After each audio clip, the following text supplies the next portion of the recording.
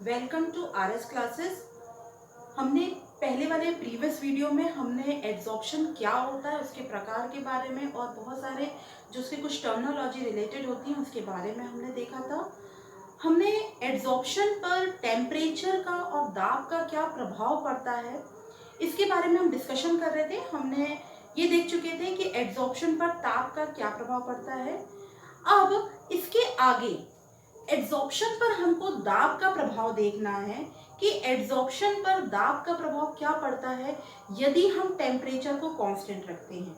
तो इसके लिए एड्सॉर्प्शन पर कांस्टेंट टेम्परेचर पर प्रेशर का जो इफेक्ट है, दाब का जो प्रभाव है, इसको स्टडी की थी दो साइंटिस्टों ने कि क्या प्रभाव पड़ता है यदि हम टेम्परेचर को कांस्टेंट रखते हैं और प्रेशर को वेरी करते हैं।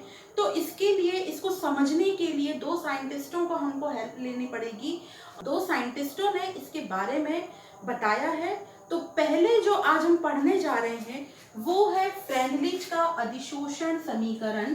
सबसे पहले हम फ्रेंडलिच के इस अधिशोषण समीकरण की बात करेंगे जिन्होंने एक कांस्टेंट टेम्परेचर पर अधिशोषण पर प्रेशर का जो इफेक्ट है उसके बारे में बताया था। ठीक है, तो यहाँ सबसे पहले हम देखेंगे कि इन्होंने एक कर्व की चर्चा करी है जिसको इन्होंने नाम दिया था अधिशोषण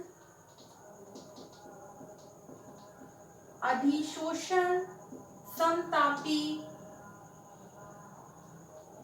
वक्र। अधिशोषण समतापी या इसको हम बोलते हैं एड्सॉर्प्शन आइसोथर्म कर्व।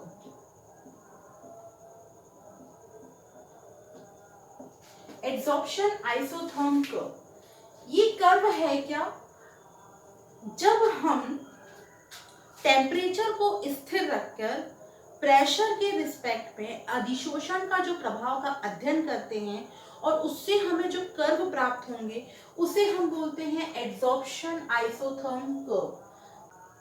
तो आइए हम देखते हैं कि फ्रेंडलिच ने इसके लिए क्या बताया था।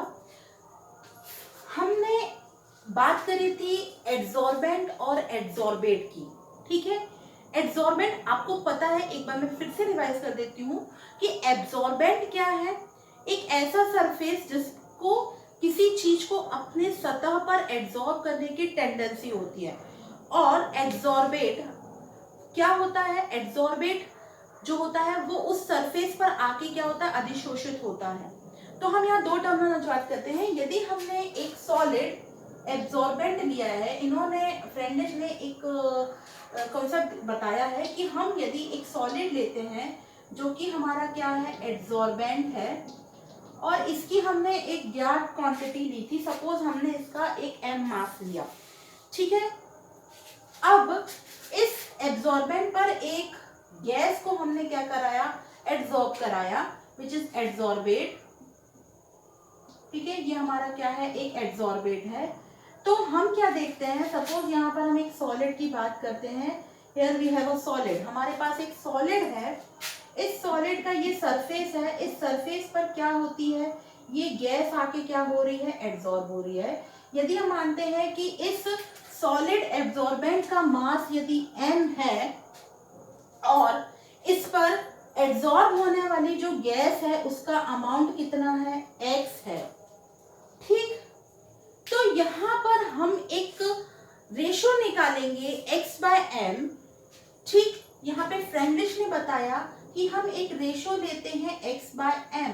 अब आप बोलेंगे कि x/m क्या है, ये x/m ये है। अभी तो हमने एक m मास का हमने क्या लिया था, एक सरफेस एरिया लिया है जिस पर गैस जो कि एक एड्सॉर्बेट है वो सरफेस पर आके एड्सॉर्ब हो रही है। तो हम क्या करते हैं, हम यदि इसके एक यूनिट वॉल्यूम की, एक यूनिट मास की यदि हम बात करें कि यदि m ग्राम पर, यदि हम लेते हैं कि यदि m ग्राम, यदि m मास वाले एड्सॉर्बेंट पर, सॉलिड एड्सॉर्बेंट पर x ग्राम क्या हो रहा है, गैस एड्सॉर्बेट की हो रही है, क्या एड्सॉर्ब हो रही है। तो यदि m मास पर एड्सॉर्ब होती है तो 1 ग्राम पर सॉलिड एड्सॉर्बेंट पर कितने ग्राम गैस एड्सॉर्बेट की एड्सॉर्ब होगी तो वो कितनी होगी, x/m। तो यहाँ पर फ्रेंडलिच ने क्या किया था, ये एक एजम्पशन लिया था कि यदि हमने m ग्राम का, यदि हमने एक सरफेस एरिया लिया है और यदि उस पर x ग्राम एड्सॉर्बेट गैस हो रही है, और अब हम यदि ये कंसीडर करते हैं कि यदि हमने 1 यूनिट वॉल्यूम की बात करें, यानी उसके पर एरिया की बात करें, पर यूनिट एरिया की बात करें कि पर यूनिट एरिया पे कितने ग्राम जो गैस है वो एड्सॉर्ब होगी, तो कितनी होगी, x/m। तो यहाँ पर जो फ्रेंडलिच थे उन्होंने x/m का प्रेशर के साथ क्या बताया था, एक रिलेशन बताया है, प्रेशर के साथ उन्होंने इसको कोरिलेट किया है।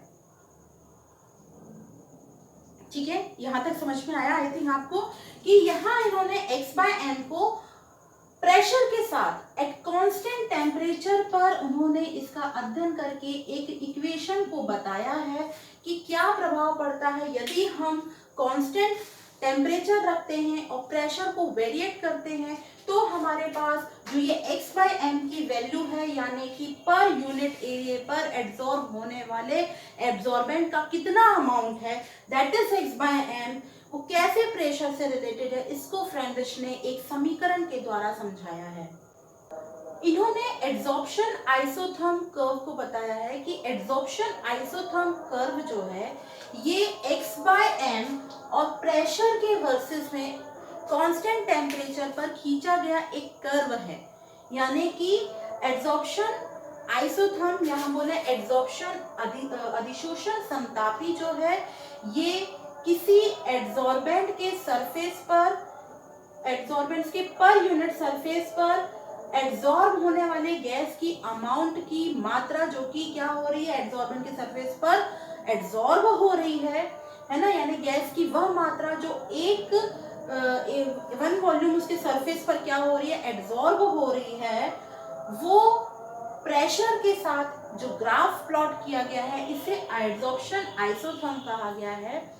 और हम ये देखते हैं कि यहाँ पर क्योंकि से हम इसको किससे रिलेट करके बता रहे हैं, क्योंकि से ये डिपेंड, एड्सॉर्प्शन आइसोथर्म जो है ये कांस्टेंट टेम्परेचर पर प्रेशर का प्रभाव बढ़ा रहा है कि x/m की वैल्यू, यानी कि एड्सॉर्बेंट के पर यूनिट सरफेस पर एड्सॉर्ब होने वाले गैस का जो अमाउंट है वो कैसे डिपेंड करता है प्रेशर पर। तो यहाँ हम देखते हैं कि हमने 2 तरीके के एड्सॉर्प्शन की बात करी थी, फिजिसॉर्प्शन और केमिसॉर्प्शन, यानी भौतिक अधिशोषण और रासायनिक अधिशोषण। जब हमने जो एड्सॉर्प्शन आइसोबार की बात कर रहे थे तब हमने क्या बात करी थी कि वहां पर हम फिजिसॉर्प्शन और केमिसॉर्प्शन दोनों को हम क्या कर रहे थे, अध्ययन कर रहे थे, दोनों को हमने क्या किया था, फेवर में लिया था, है ना, अध्ययन के लिए लिया था कि उस पर क्या प्रभाव पड़ रहा है ना, फिजिसॉर्प्शन पर क्या प्रभाव पड़ता है यदि हम प्रेशर पर कांस्टेंट रख के टेम्परेचर को वेरी करते हैं, तो केमिसॉर्प्शन और फिजिसॉर्प्शन दोनों पर यहाँ इफेक्ट पड़ रहा था। बट क्योंकि से यहाँ हम कांस्टेंट टेम्परेचर पर प्रेशर को वेरी करते हुए प्रेशर का प्रभाव हम x/m की वैल्यू पर देख रहे हैं, तो ये केवल रिलेटेड किससे है, फिजिसॉर्प्शन से। क्यों, क्योंकि से टेम्परेचर जो होता है, अभी हमने देखा कि यदि हम टेम्परेचर कांस्टेंट रखेंगे तो टेम्परेचर जो फिजिसॉर्प्शन जो होता है ये किसको फेवर करता है, ये लो टेम्परेचर को फेवर करता है।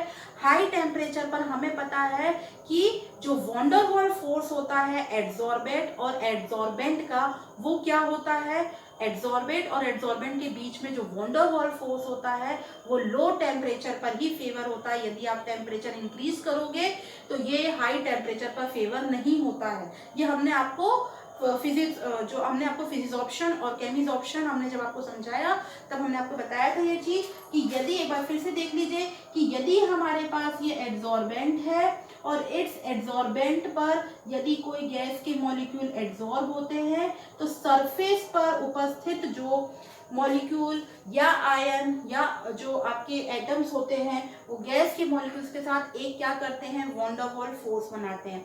ये वॉन डेर वाल्स फोर्स बहुत स्ट्रॉन्ग तो होता नहीं है, यदि आप इसको ज्यादा टेम्परेचर दोगे तो ये वीक होने के कारण टूट जाते हैं और एड्सॉर्प्शन का इफेक्ट इस पर पड़ता है।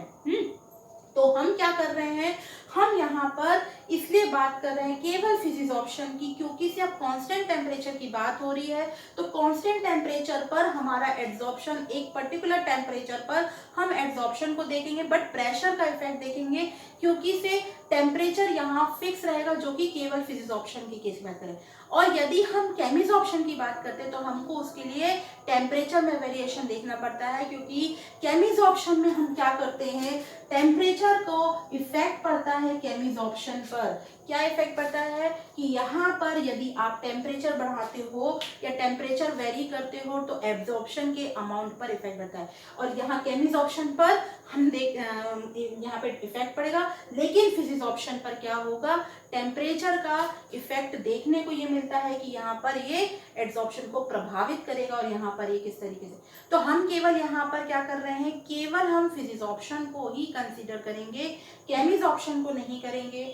ठीक है, तो ये चीज आपको शायद समझ में आ गई होगी कि केमिसॉर्प्शन जो होता है, क्योंकि से यहाँ पर हम बॉन्ड की बात करेंगे, तो टेम्परेचर बढ़ाने पर जो गैस के मॉलिक्यूल है, और यानी कि जो एड्सॉर्बेट है उसके मॉलिक्यूल और एड्सॉर्बेंट के मॉलिक्यूल के बंध अपने आपस में पहले टूटते हैं, फिर नए बंध बनते हैं एनर्जी देके। तो वहां पर अभी यहाँ पर क्योंकि सब हमको कोई एनर्जी प्रोवाइड ही नहीं करनी है, तो केमिसॉर्प्शन क्या होगा नहीं, है ना।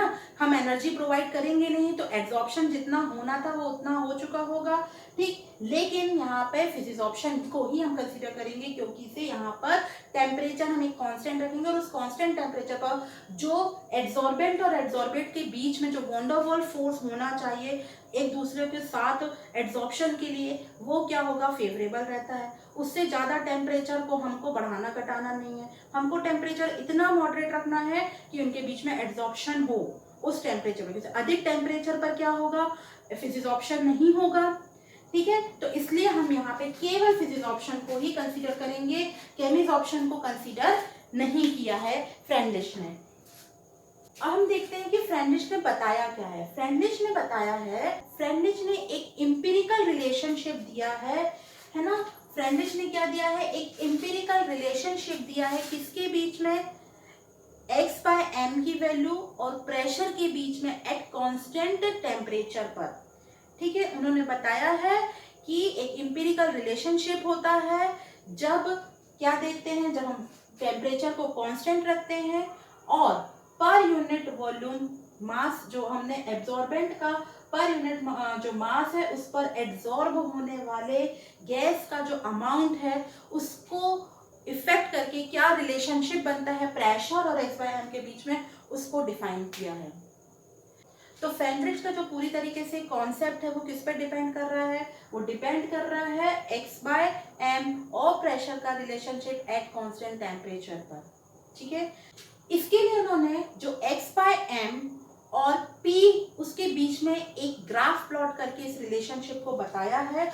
इन्होंने क्या किया है, इन्होंने ग्राफ प्लॉट किया है, ग्राफ प्लॉट किया है किसके बीच में, pressure x/m and versus pressure के बीच में।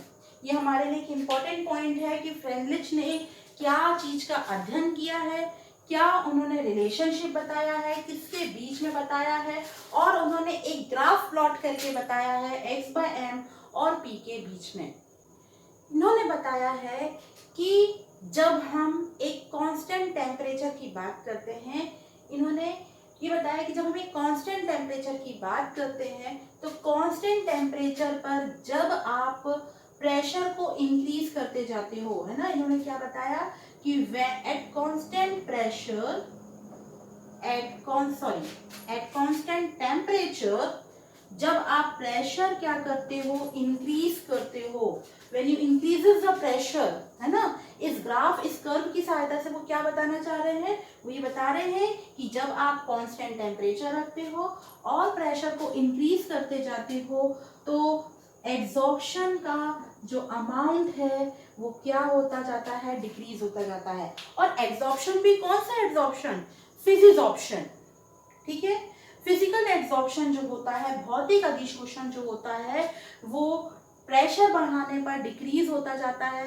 अब कैसे डिक्रीज होता जाता है ना, अब इसको हम खुद अपने आप से समझ सकते हैं। देखिए, ये इन्होंने बताया कि क्या क्या इफेक्ट बनता है इसको मैं इस तरीके से आपको बताती हूँ। सपोज भी यहाँ पर हमने एक सॉलिड एब्जॉर्बेंट बनाया है, दिस इज सॉलिड एब्जॉर्बेंट, ये एक सॉलिड एब्जॉर्बेंट है, इस पर गैस के मॉलिक्यूल क्या हो रहे हैं, दिस इज एब्जॉर्बेट, ठीक है। ये ए ले लेते हैं, ये हम बी से रिप्रेजेंट कर देते हैं। तो यहाँ पे क्या हो रहे हैं, ये गैस के मॉलिक्यूल इस सरफेस पर आके एब्जॉर्ब हो रहे हैं।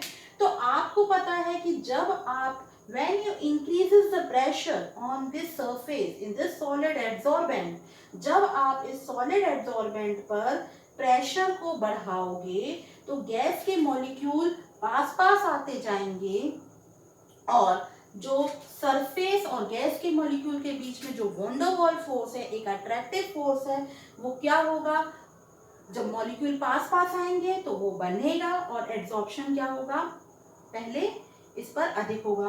पर जैसे जैसे आप प्रेशर को और बढ़ाते जाओगे, आपको पता है कि गैस को एक प्रेशर होता है, यदि आप इसको और ज्यादा प्रेशराइज करोगे तो क्या होगा, वो पूरी की पूरी गैस किसमें बदल जाएगी, द्रव में बदल जाएगी, है ना। तो प्रेशर का मान सडनली क्या हो जाएगा, जो एब्जॉर्ब होने की टेंडेंसी है वो क्या होती जाएगी, कम होती जाएगी। क्या हम ये कह सकते हैं कि यदि आप इस पर प्रेशर अप्लाई करते जाओगे तो हमको एक सैचुरेटेड कंडीशन मिलेगी, है ना। हम ये तो नहीं कह सकते कि एब्जॉर्प्शन पूरी तरीके से खत्म हो जाएगा, बस गैस के जो मॉलिक्यूल है वो लिक्विड होते जाएंगे, उनकी एब्जॉर्ब होने की टेंडेंसी बढ़ेगी, बट एक एट ए टाइम व्हेन, और आप जब एक ऐसा टाइम आएगा कि जब आप और ज्यादा प्रेशर इंक्रीज करोगे तो गैस के मॉलिक्यूल क्या होंगे, अब उनके बीच में एक रिवर्सिबिलिटी शुरू हो जाएगी, यानी जितने मॉलिक्यूल एब्जॉर्ब हो रहे थे उतने मॉलिक्यूल क्या हो जाएंगे, एस्केप हो जाएंगे, सरफेस को छोड़ के फिर से वापस क्या हो जाएंगे, डिसॉल्व हो जाएंगे, और यहाँ पर हमको एक सैचुरेशन की कंडीशन मिलेगी, ऐसा फ्रेंडिश ने हमको बताया था। तो ये फिनोमेना देखी उन्होंने और इस चीज को बताया कि जब आप प्रेशर इंक्रीज करते हो तो एब्जॉर्प्शन जो होता है वो डिक्रीज होता जाता है। प्रेशर इंक्रीज करने के साथ साथ गैस के मॉलिक्यूल के बीच जो अभी तक वो क्या थे, एक दूसरे से दूर दूर थे, उनके एब्जॉर्ब होने की जो टेंडेंसी वो पहले इंक्रीज हुई, फिर देन आफ्टर क्या होती है, एब्जॉर्प्शन की टेंडेंसी प्रेशर और बढ़ाने पर क्या होने लगती है, डिक्रीज होती है और सैचुरेटेड कंडीशन हमको मिल जाती है। ठीक, ये फ्रेंडिश ने हमको बताया। अब उन्होंने इस रिलेशनशिप को एक मैथमेटिकल फॉर्म में दिया था, तो आइए हम देखते हैं कि वो मैथमेटिकल फॉर्म क्या है। मैथमेटिकल फॉर्म है x by m is proportional to p raised to the power n। ये इक्वेशन नंबर हम 1 दे देते हैं, दिस इज इक्वेशन नंबर 1। ये ही फ्रेंडलिच की समीकरण है, इसको हम बोलते हैं, ये फ्रेंडलिच का अधिशोषण समीकरण है जो उन्होंने दिया है, और इस इक्वेशन से उन्होंने अभी तक जो चीजें बताई हैं और जो चीज वो बताना चाहते हैं इस इक्वेशन की सहायता से, उसको उन्होंने पूरा एक्सप्लेन किया है। और वो क्या बता रहे हैं, ये फ्रेंडलिच इक्वेशन कहलाता है, x by m is proportional to p। यानी उन्होंने डायरेक्टली एक चीज बताई है कि यदि हम प्रेशर को चेंज करेंगे तो उसका इफेक्ट किस पे पड़ता है, x by m पे। यदि x by m is directly proportional to the p which is power 1 by n, x by m जो है वो p की पावर 1 by n के प्रोपोर्शनल है। यहाँ जो p की पावर 1 by n है, यदि इसका एक बहुत अपना ही एक इम्पॉर्टेंट है जिसको भी हम आपको बताएंगे कि क्यों p की पावर 1 by n, इसका मतलब क्या है ना। यहाँ पर कोई एक ऐसा हम इसको ये कहेंगे, यहाँ पर ये कोई एक ऐसा कोई अलग से कोई टर्म नहीं है, बट p की पावर 1 by n एक अपने आप में एक इम्पॉर्टेंट उन्होंने चीज बताई है। यदि हम 1 by n को केवल कंसीडर ना करें और x by m और p के बीच में रिलेशन देखें, तो फ्रेंडलिश ने कहा था कि जो x by m होता है वो p के क्या होता है, डायरेक्टली प्रोपोर्शनल होता है। डायरेक्टली प्रोपोर्शनल का मतलब क्या होता है कि यदि आप p को इंक्रीज करोगे तो x by m, यानी कि जो एब्जॉर्बेंट के पर यूनिट जो एरिया पर गैस के एब्जॉर्ब होने की जो मात्रा है वो क्या होगी, प्रेशर के बढ़ने के साथ साथ बढ़ेगी। ठीक है, ये मतलब है कि x बाय m की वैल्यू यानी एड्सॉर्प्शन का मान क्या होगा, फिजिसॉर्प्शन का मान हमारा बढ़ेगा। p को कम करेंगे तो एड्सॉर्प्शन का मान कम होगा, p को बढ़ाएंगे तो एड्सॉर्प्शन का मान बढ़ेगा। तो ये उन्होंने एक इक्वेशन बता दिया था।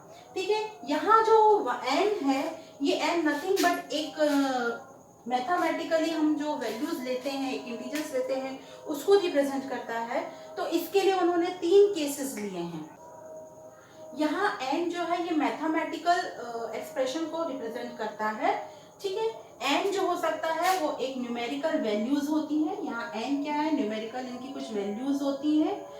अब यदि हम यहाँ पर इस प्रोपोर्शनलिटी साइन को हटाते हैं तो हमको रिलेशन आता है x by m is equal to k p raise to the power 1 by n, जहाँ k जो होता है इसको हम बोलते हैं फ्रेंडलिच नियतांक या फ्रेंडलिच कांस्टेंट। तो आपके पास इक्वेशन आ जाता है 2, जहां पर हमको केवल प्रोपोर्शनलिटी साइन हटाया है और हमको एक वैल्यू मिल रही है, वो कहलाती है फ्रेंडलिच नियतांक। ठीक, इसके बाद फ्रेंडलिच ने इनको 3 केसेस पर बताया है कि यहाँ पर हमने जो अभी p की पावर 1 बाय n की वैल्यू की बात करी थी कि p की पावर 1 बाय n क्या है ना। हम कह रहे थे कि x by m directly proportional है प्रेशर के, यदि हम 1 बाय p की पावर 1 बाय n को कंसीडर ना करें तो। लेकिन यहाँ पर 1 बाय n को अब हम 3 कंडीशनों पर उन्होंने लेके समझाया है और उन्होंने एक ग्राफ प्लॉट किया था इसके लिए। सबसे पहले इसको उन्होंने एक कर्व के थ्रू भी बताया है कि कैसे जो ये वैल्यू है एक कर्व को रिप्रेजेंट भी करेगी और एक कर्व को एक्सप्लेन कर रही है, जो कि हमने देखा था कि एड्सॉर्प्शन आइसोथर्म हमको कर्व मिलता है जिसके बारे में उन्होंने, इसके लिए इन्होंने कुछ केसेस लिए थे। इन्होंने अलग अलग केसेस लेकर इसको क्या किया है, समझाया है। तो जो मैथमेटिकल एक्सप्रेशन है हम इसको कुछ केसेस के लिए देखेंगे। तो पहला हम केस लेते हैं, केस 1, जब हमने n की वैल्यू इक्वल्स टू 1 कंसीडर करी है। ठीक है, हमने जब यहाँ पे फ्रेंडलिच ने एक केस 1 दिया था और उन्होंने बताया कि यदि हम n की वैल्यू 1 कंसीडर करते हैं देन इन दिस केस जो हमको इक्वेशन 2 है, फ्रॉम इक्वेशन 2 हमको इक्वेशन 2 से क्या मिलेगा, इक्वेशन 2 हमारा हो जाएगा x by m is equal to k p raise to the power 1। अब 1 को हम लिखेंगे नहीं ऐसा जनरली, आपको पता है, हम इसको दे देते हैं इक्वेशन नंबर 3। अब यहाँ पे आप देख रहे हैं कि आपको जैसे ही आपने n की वैल्यू फर्स्ट केस में उन्होंने 1 ली थी, तब हमको वैल्यू जो मिल रही है वो x by m is equal to kp के बराबर मिली। यहाँ पर उन्होंने सीधे बताया कि x बाय m यहाँ डायरेक्टली प्रोपोर्शनल है किसके, p के। x बाय m किसके, यहाँ x by m directly proportional है p के, यानी प्रेशर को आप इंक्रीज करोगे तो एड्सॉर्प्शन इंक्रीज होगा, प्रेशर को डिक्रीज करोगे तो एड्सॉर्प्शन डिक्रीज होगा। इस केस में हम यहाँ पर एक कर्व की बात करते हैं जो कि प्लॉट था x बाय m और p के वर्सेस में। ये फ्रेंडलिच ने शुरू में बताया था कि उन्होंने एक कर्व प्लॉट किया था, है ना, एक रिलेशनशिप बताया था x बाय m और p के बीच में, जिसको एक कर्व के माध्यम से भी बताया था इस रिलेशन को। तो जब हमको केस 1 की बात करते हैं तो pressure directly x by m से रिलेटेड है। यदि प्रेशर बढ़ाते हो तो ये बढ़ेगा, x बाय m की वैल्यू इंक्रीज होगी, यदि प्रेशर डिक्रीज करेंगे तो इसकी वैल्यू कम होगी। तो इस केस में हमको एक क्या मिलती है, स्ट्रेट लाइन मिलती है इस तरीके से। ठीक है, हमको क्या मिलेगी, एक स्ट्रेट लाइन मिलेगी। ये बिल्कुल हमको क्या मिल रही है, एक स्ट्रेट लाइन मिलती है। तो ये जो एरिया है when n is equal to 1 और x बाय m हमको किसके बराबर मिल रहा है, kp के। ठीक है, ये स्ट्रेट लाइन मिलेगी, यहाँ पर इसका डायरेक्टली रिलेशनशिप होता है। फिर उन्होंने केस 2 की बात करी, यहाँ केस 2 की बात करते हैं। केस 2 में उन्होंने बताया कि इस केस में यदि हम n की वैल्यू बात करें, यदि हमारी n की वैल्यू यानी प्रेशर की जो पावर है 1 बाय n, मैं इसको अपन अच्छे से लिख दें 1 बाय n, जो n की वैल्यू है यदि 0 से बड़ी हो और इसकी वैल्यू कुछ भी हो सकती है, n एज एन इंटीजर है ना, इसका कोई संख्यात्मक मान है 1 2 3 4 हम कुछ भी ले सकते हैं। तो यदि n की वैल्यू 0 से छोटी हो बट क्या हो, 0 से बड़ी, सॉरी, यहाँ हम बात करें कि यदि n की वैल्यू 0 से कैसी हो, बड़ी हो, लेकिन इन्फिनेटिव से छोटी हो, है ना, तो उस समय n की वैल्यू हमारे पास क्या हो सकती है, हम 2 भी ले सकते हैं, 3 भी ले सकते हैं, 4 भी ले सकते हैं, 5 अप टू इन्फिनेटिव। तो हम कोई भी वैल्यू को चूज कर सकते हैं, ठीक है। तो यहाँ हमको क्या रिलेशन मिलेगा, सपोज यदि हम n की वैल्यू यहाँ पर लेते हैं 2, तो हमको इस केस में जो हमारे पास इक्वेशन 2 है, तो हम यहाँ लिख देंगे फ्रॉम इक्वेशन 2 हमको x by m is equal to k p की पावर 1/2 हो जाएगा, ठीक है। 1/2 का मतलब क्या होगा, 0.5, n की वैल्यू हमको क्या मिलेगी 0.5, यानी प्रेशर आप बढ़ा रहे हो, आप इंक्रीज कर रहे हो प्रेशर, तो प्रेशर की पावर अब क्या है, क्योंकि से ये 1/n यानी प्रेशर की पावर कितनी है 1/2। 1/2 का मतलब हो गया कि 0.5, यहाँ पर अभी आपको पहले केस में कितनी मिल रही थी 1, प्रेशर की पावर 1 थी, यहाँ पर आपको क्या हो गई और कम हो गया, प्रेशर आपने इंक्रीज किया है लेकिन इसकी पावर कितनी है, आधी है, ठीक। तो प्रेशर तो बढ़ा रहे हो, लेकिन अब इन दोनों के बीच में रिलेशन क्या होगा, अब इन दोनों के बीच में रिलेशन ये होगा कि प्रेशर तो बढ़ाओगे लेकिन एब्जॉर्प्शन का जो मान है वो कम होने लगेगा, वो बढ़ेगा नहीं, वो थोड़ा थोड़ा करके एज कंपेयर टू प्रीवियस उसका मान, अब एब्जॉर्प्शन की जो फिजिजॉर्प्शन हो रहा था उसका मान कम होने लगेगा, ठीक है। क्यों, अभी आपने देखो यहाँ p की पावर 1 मिल रही है, यहाँ p की पावर कितनी मिल रही है 0.5, प्रेशर कितना हो गया इसके कंपैरिजन में कम हो रहा है ना। प्रेशर मतलब आप बढ़ा रहे हो प्रेशर, लेकिन x by M is directly proportional to p। x by M क्या है, x बाय एम जो है वो पर यूनिट, जो आपका पर एक यूनिट एरिया जो एब्जॉर्बेंट के सरफेस पर एब्जॉर्ब होने वाले गैस का अमाउंट है x बाय एम।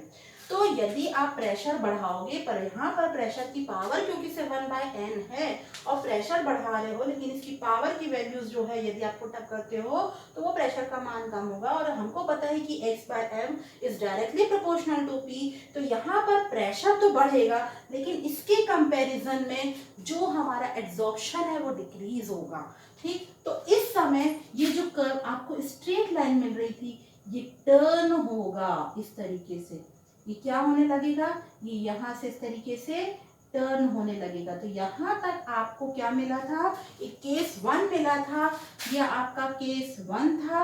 अब आपको जैसे ही आपने इसकी वैल्यूज को, n की वैल्यू को 0 और इंफिनिटी के बीच में कंसीडर किया, तो हमने देखा कि p की पावर 1/2, और हमें पता है कि x by m directly proportional to pressure होता है, यानी प्रेशर इंक्रीज करेंगे तो एब्जॉर्प्शन का मान कम होगा। प्रेशर आप इंक्रीज कर रहे हो, वैसे भी लॉजिकल बात है कि यदि आप प्रेशर इंक्रीज करोगे तो गैस के मॉलिक्यूल क्या होंगे, पास पास आएंगे और वो द्रवीभूत होने लगेंगे, उनके एब्जॉर्प्शन की टेंडेंसी भी क्या होगी, कम होने लगेगी, और वो यहाँ पर इस तरीके से एक कर्व के रूप में दिखाई देगा। तो ये केस 2 मिलता है हमको, ये वो केस मिल रहा है, यहाँ पर ये कर्व मिल रहा है, ये हम केस 2 की बात कर रहे हैं जब प्रेशर बढ़ाने पर एब्जॉर्प्शन क्या होने लगा, डिक्रीज होने लगा, ठीक है। तो ये आपको वैल्यू आ जाएगी यहाँ पे x by M is equal to K P की power, x by M is equal to K P की पावर 1/2। तो ये आपको यहाँ तक ये कर्व मिलेगा, ठीक है। ये हम इस कर्व की यहाँ तक बात करते हैं। अब हम केस 3 की बात करते हैं। We are reaching case 3। Case 3 में क्या होगा, ठीक है। अभी तक हमने n की वैल्यूज को हमने कंसीडर किया था कि पहले वाले केस में n की वैल्यू यदि हम 1 कंसीडर करते हैं तो हमको x बाय एम kp मिला था, यानी ये बताया जा रहा था कि x बाय एम जो डायरेक्टली प्रोपोर्शनल है प्रेशर के, वो किस तरीके से वेरी कर रहा था, प्रेशर बढ़ाने पर एब्जॉर्प्शन बढ़ रहा था और हमको एक स्ट्रेट लाइन मिल रही थी, ठीक है। अब हम प्रेशर बढ़ा रहे हैं तो हमको एब्जॉर्प्शन का अमाउंट कम होता जा रहा है, क्योंकि से x by M related to pressure, और प्रेशर बढ़ाने पर इसकी पावर क्योंकि से कम होती है ना, तो ये वैल्यू एब्जॉर्प्शन की कम होती जाएगी और हमको यहाँ पर एक कर्व। अब हम थर्ड केस पर आते हैं, तो चलिए हम थर्ड केस देखते हैं। अब ये फर्स्ट केस था, थर्ड की बात करते हैं। केस थर्ड में क्या होगा, n की वैल्यू यदि अब हम इंफिनिटी की बात करते हैं तो इन्फिनिटिव यानी आपके पास इक्वेशन 2 आया था x/m is equals to k p raise to the power 1/n। अब यदि आप यहाँ पे n की वैल्यू इन्फिनिटिव रखते हो, n की वैल्यू इन्फिनिटिव मतलब 1/0, तो यहाँ पर जब आप वैल्यू रखोगे 0 तो p की पावर 1/0 हो जाएगा यानी 0/1 और इसकी पावर हो जाएगी 0 और किसी भी संख्या की पावर 0 यानी 1। तो हमको यहाँ पर वैल्यू मिल जाएगी x/m is equals to k p raised to the power 0 x/m is equals to k मिलेगा। तो इसे p की पावर 0 यानी 1 हो जाएगा। हमारे पास थर्ड कंडीशन ये आ जाएगी x/m equals to k। x/m is equals to k जो मिल रहा है यहाँ पर, इसमें आप देखोगे कि अब यहाँ पर x/m प्रेशर बढ़ा रहे हैं। देखो प्रेशर तो हम बढ़ाते जाएंगे, प्रेशर की वैल्यू हम क्या करें, प्रेशर कांस्टेंट टेम्परेचर रखना है, लेकिन प्रेशर को हमको क्या करना है, बढ़ाते जाना है। हम प्रेशर को बढ़ाते जा रहे हैं। अब हम एक ऐसी कंडीशन पर पहुंच रहे हैं कि प्रेशर को हम बढ़ा रहे हैं बट अब x/m की वैल्यू कांस्टेंट मिल रही है। What is x/m? x/m जो पर यूनिट एरिया पर एड्सॉर्बेंट के पर यूनिट एरिया पर गैस के जो एब्जॉर्ब होने का अमाउंट है दैट इज x/m, वो क्या हो गया, अब एक नियत हो गया। सैचुरेट कंडीशन आ गई, सैचुरेटेड कंडीशन आ गई अब, है ना, यानी प्रेशर अब और बढ़ाते जाओगे लेकिन अब एब्जॉर्प्शन क्या हो चुका है, सैचुरेट हो चुका है, रुक चुका है। एक प्रकार से हम ऐसा तो नहीं कह सकते कि रुका है, बट एक इक्विलिब्रियम की कंडीशन आ जाती है जो कि हम उसको सैचुरेटेड कंडीशन कहते हैं। अब हमको क्या मिलेगा, प्रेशर बढ़ाने पर, ये आपका प्रेशर है, ये प्रेशर बढ़ाने पर अब क्या होगा, हमको एक स्ट्रेट लाइन मिलेगी। ठीक है, तो अब हम इसके बाद जो पहुंचेंगे वो केस 3 पे पहुंचेंगे। यहाँ हमको x/m की वैल्यू एक कांस्टेंट के बराबर मिलेगी। ठीक है, x/m कांस्टेंट मिल रहा है, यानी अब आप क्या कर रहे हो, प्रेशर कितना भी बढ़ा रहे हो, एब्जॉर्प्शन का मान क्या हो गया है, कांस्टेंट हो गया है। अब उसमें कोई वेरिएशन नहीं मिल रहा, एक स्ट्रेट लाइन जा रही है। यानी कि अब क्या होगा, अब वो कंडीशन आ गई है इक्विलिब्रियम की कंडीशन की यहाँ पर जितने गैस के मॉलिक्यूल एड्सॉर्ब होने थे एड्सॉर्ब हो गए। अब आप प्रेशर इंक्रीज तो करोगे लेकिन क्या होगा, यदि ये दो मॉलिक्यूल एड्सॉर्ब है तो अब क्या होगा, जब आने इस पे प्रेशर बढ़ाओगे तो ये दो मॉलिक्यूल अब क्या होगा, उसको तो जगह नहीं मिल रही एड्सॉर्ब होने की, तो ये दो मॉलिक्यूल स्केप हो जाएंगे, इसकी जगह क्या हो जाएंगे, ये दो मॉलिक्यूल आ जाएंगे। यानी कि हमको लगेगा कि एब्जॉर्प्शन रुक गया है बट एक्चुअली क्या हो रहा है, एक इक्विलिब्रियम कंडीशन अटेन करते हैं जिसको हम कहते हैं कि हम सैचुरेटेड कंडीशन पे पहुंच गया है। जितने मॉलिक्यूल यहाँ पर एब्जॉर्ब हुए थे अब नए मॉलिक्यूल उनकी जगह आते जाएंगे और वो मॉलिक्यूल यहाँ से रिवर्स बैक स्केप होते जाएंगे। तो हमको x/m की वैल्यू क्या मिलेगी, कांस्टेंट मिलेगी, ऐसा फ्रेंडिश ने बताया था। आई थिंक ये थर्ड कंडीशन आपको यहाँ तक आपको सबको समझ में आ गया होगा। अब देखिए हमने तीनों कंडीशन को देखा है। अब हम बात करते हैं कि यदि फिजिजॉप्शन, क्योंकि से यहाँ पर फ्रेंडिश ने बताया है कि क्योंकि से फिजिजॉप्शन होता है, भौतिक अधिशोषण होता है। हमने ग्राफ x/m और प्रेशर के वर्सेस में उन्होंने यहाँ पे बताया था कि हम ये जो ग्राफ प्लॉट करते हैं हमको कर्व मिलता है। तो फिजिजॉप्शन पर क्या होता है, टेम्परेचर को लो टेम्परेचर को फेवर करता है और हाई टेम्परेचर को क्या करता है, फेवर नहीं करता है। तो यदि हम फिजिजॉप्शन की बात करें कि यदि फ्रेंडिश ने बोलते हैं कि यदि हम यही जो फिनोमेना है इन केसेस को हम अलग अलग टेम्परेचर पर प्रेशर को वेरिएशन करते देखें तो हमको किस तरीके के कर्व प्राप्त होंगे। तो उन्होंने बताया था कि लो टेम्परेचर की, यदि इस तरीके की उन्होंने कर्व की बात करी, अलग अलग टेम्परेचर लिए थे। तो पहले उन्होंने एक कर्व ये लिया था, अलग अलग टेम्परेचर पर उनको जो कर्व मिले हैं, ठीक है, हम कर्व की बात करें तो ये 195,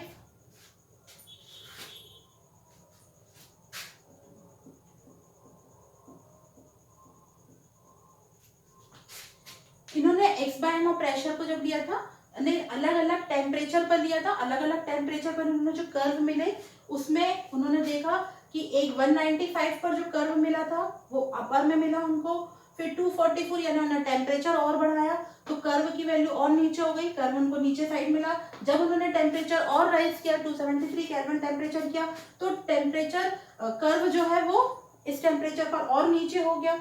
तो उन्होंने बताया कि क्योंकि सिर्फ फिजिजॉर्प्शन जो होता है यानी भौतिक अधिशोषण जो होता है वो फेवर करता है किसको, भौतिक अधिशोषण फेवर करता है लो टेम्परेचर को। तो जब हम टेम्परेचर को कम करते हैं या हम कहें कि टेम्परेचर बढ़ाते हैं तो कर्व क्या होता जाता है, नीचे होता जाना, यानी एब्जॉर्प्शन का मान क्या होता जाता है, कम होता जाता है ना, भौतिक अधिशोषण कम होता जाएगा। और यदि आप टेम्परेचर कम करोगे तो भौतिक अधिशोषण लो टेम्परेचर को फेवर करता है तो आपको कर्व ऊपर की तरफ मिलेगा, यानी वो क्या करेगा, फेवर करेगा और एब्जॉर्प्शन अधिक होगा। तो इस तरीके से फ्रेंडलिच ने इसको डिस्क्राइब किया। इसके बाद फ्रेंडलिच ने जो इक्वेशन दी थी, उनकी इक्वेशन क्या थी, x/m is equals to k p raise to the power 1/n। ये जो इक्वेशन उनकी दी थी उन्होंने, ये एक्सपोनेंशियल फॉर्म में दी थी और वो चाहते थे, उन्होंने जो कर्व बनाए थे उस कर्व को वो स्ट्रेट लाइन के फॉर्म में चाहते थे। यदि वो ये चाहते थे कि जो कर्व है वो इस तरीके से ना मिलके एक स्ट्रेट लाइन के एक लीनियर रूप में मिले, तो इसके लिए उन्होंने क्या किया, जो इक्वेशन था हमारे पास, इस इक्वेशन को हमने 2 नाम दिया था, इस इक्वेशन 2 का इन्होंने लॉगरिथम लिया, बोथ साइड उन्होंने क्या लिया, टेकिंग लॉगरिथम बोथ साइड, दोनों साइड लॉग लेने पर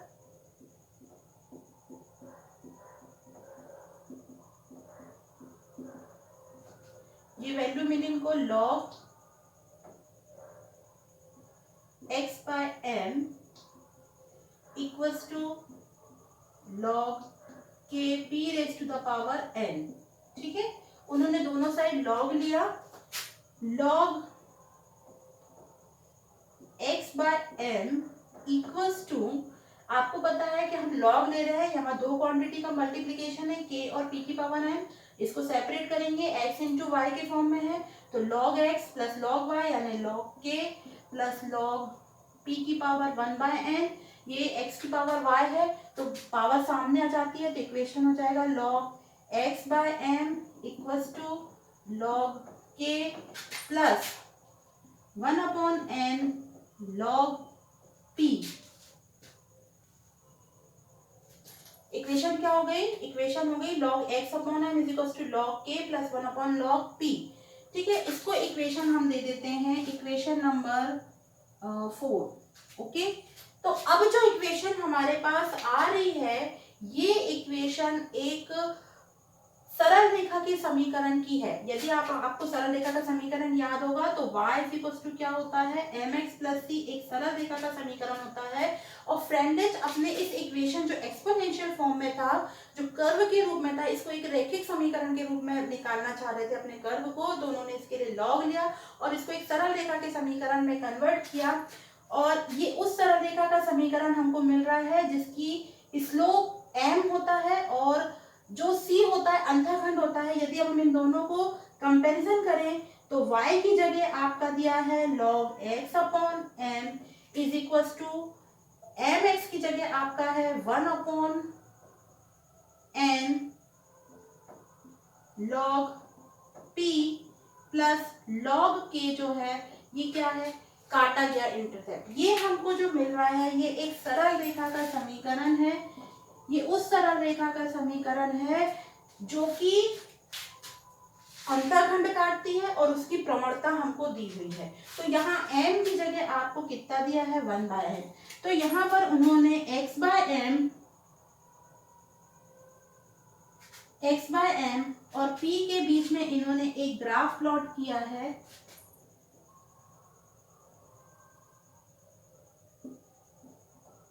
यहाँ x/m और p के बीच में इन्होंने एक ग्राफ प्लॉट किया है, x/m और p के बीच में एक ग्राफ प्लॉट किया है जो कि हमको इस तरीके से एक स्ट्रेट लाइन मिलती है।